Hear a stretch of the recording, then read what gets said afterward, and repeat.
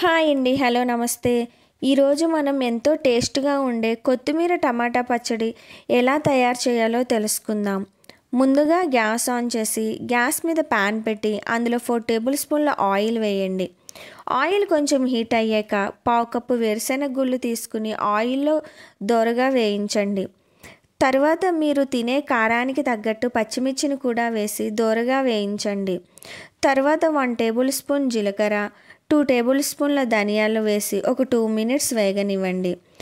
తర్వాత వీటిని ఒక బౌల్లోకి తీసుకోండి.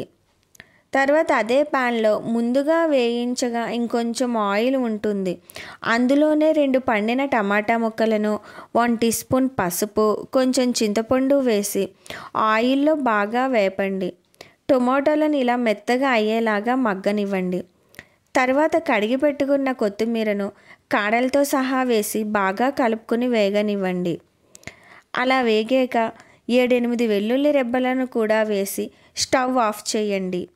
ఇది పూర్తిగా చల్లారాక మిక్సీ జార్ తీసుకుని ముందుగా వేయించుకున్న పల్లీల మిశ్రమం, ఉడకబెట్టుకున్న టమాటా, కొత్తిమీర, రుచికి సరిపడా సాల్ట్ వేసి మిక్సీ పట్టుకోవాలి.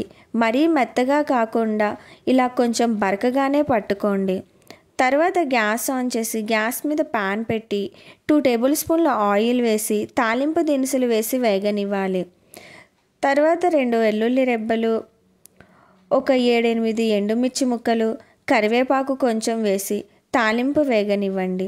అలా తాలింపు వేగాక అందులో మిక్సీ పట్టుకున్న కొత్తిమీర మిశ్రమం వేసి మొత్తం కలుపుకొని 1 నిమిషం స్టవ్ ఆఫ్ చేసేయండి. అంతేనండి, టమాటా కొత్తిమీర పచ్చడి రెడీ. ఇలా తయారైన పచ్చడిని ఒక బౌల్లోకి తీసుకుని సర్వ్ చేయడమే. అంతే, ఎంతో టేస్టీ అయిన టమాటా కొత్తిమీర పచ్చడి రెడీ.